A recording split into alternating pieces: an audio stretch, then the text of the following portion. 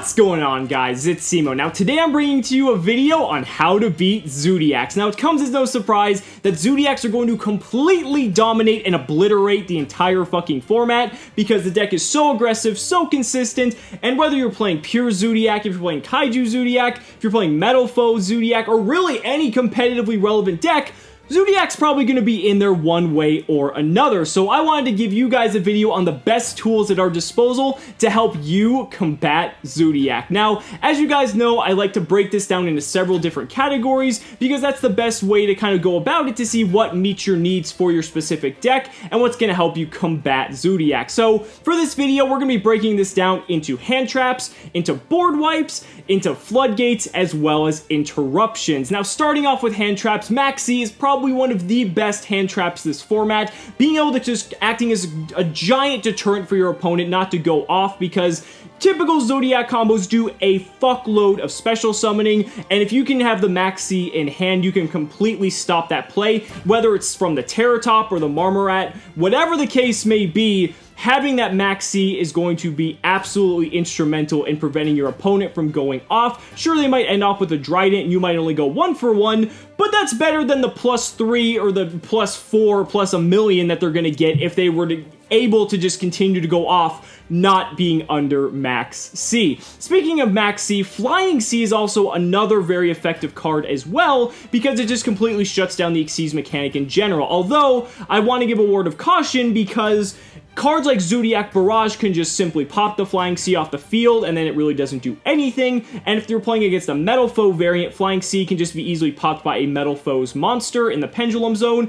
But if they don't have those options, you know, Flying C can be very effective in helping just completely shut down your opponent's special summoning capabilities. Ghost Ogre and Snow Rabbit's also very good as well because a lot of the cards are very weak to Ghost Ogre and Snow Rabbit. None of their effects that resolve are really that important that, like, Ghost Ogre, if that card gets Ghost Ogred, it's not really going to resolve properly, so being able to hit something like a Tiger Mortar or a Broad Bolt or even a Drencia is very, very key, and just even Zoodiac Barrage is susceptible to the card as well. So Ghost Ogre is very powerful. Ghost Reaper and Winter Cherries is also very good as well. If you put a copy of Zoodiac Trident in your extra deck, for instance, you can just call Trident and you can just completely shut them out of Trident for the rest of the game, and you don't really have to worry about it. And Trident being completely shut down out of the Zoodiac player's extra deck, it really fucking hurts, so that can be very effective too.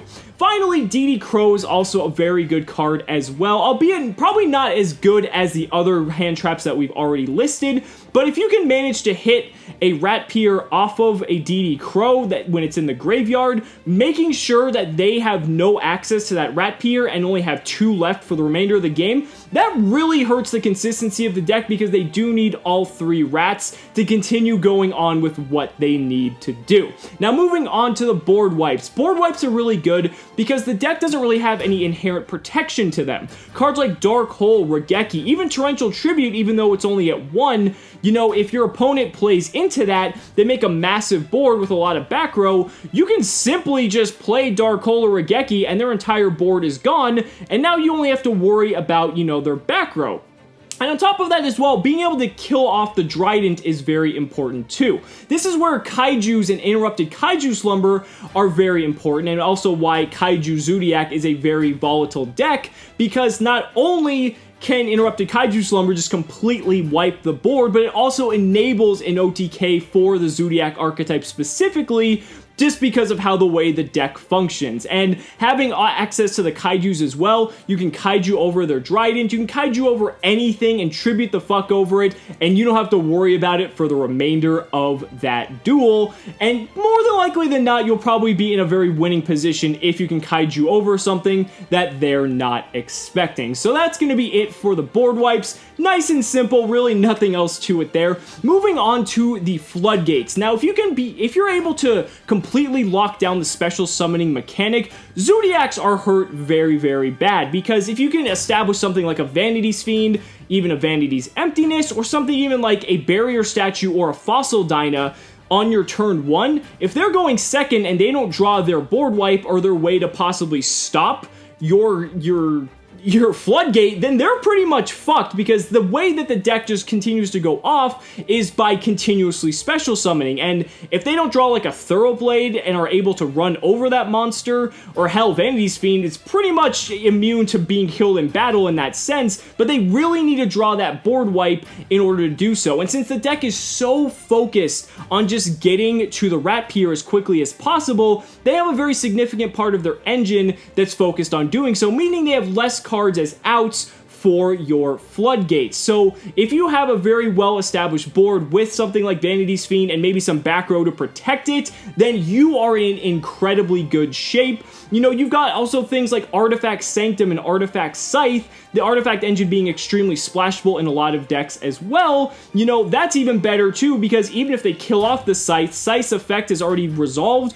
and they're locked out of the extra deck for the rest of the turn. And pretty much, if you can lock them out of the extra deck for one turn, you're in really good shape and should probably be able to win the game on the next turn, depending on the rest of the cards in your hand. This also goes to, you know, if you're playing a deck like Monarchs, Domain of the True Monarch is very effective here as well, but that's a very more niche card if you're playing a deck like Monarchs, but it pretty much fulfills the same role of locking your opponent completely out of special summoning. Now, for the final category, I wanted to discuss Interruptions. Now, Interruptions is a bit of a vague term, but this is cards like Book of Moon, Book of Eclipse, Compulsory Evacuation Device, cards that are going to prevent your opponent from continuously special summoning and continuously, you know, going on with their play. Ghost Ogre kind of follows in suit with this as well, because the whole purpose of the Interruptions is that they've already committed to their normal summon of a Rat Pier, for instance. And if you Book of Moon that Rat Pier, they're not going to be able to continue to Xyz summon. If you Compulse that Rat Pier,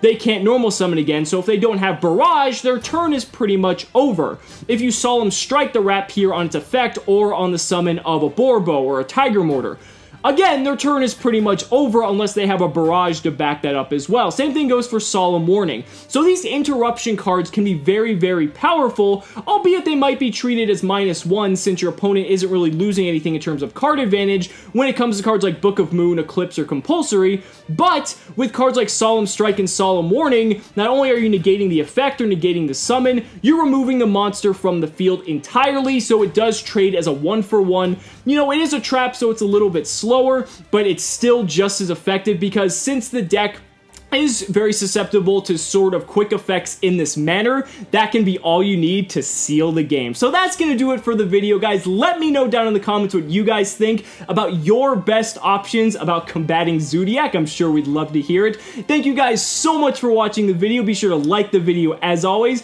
subscribe to the channel for more amazing Yu-Gi-Oh content, and be sure to back me on Patreon, because just by pledging $1 a month, you're investing in my ability to continue bringing you amazing Yu-Gi-Oh content. So thank you so much again. We'll see you next time.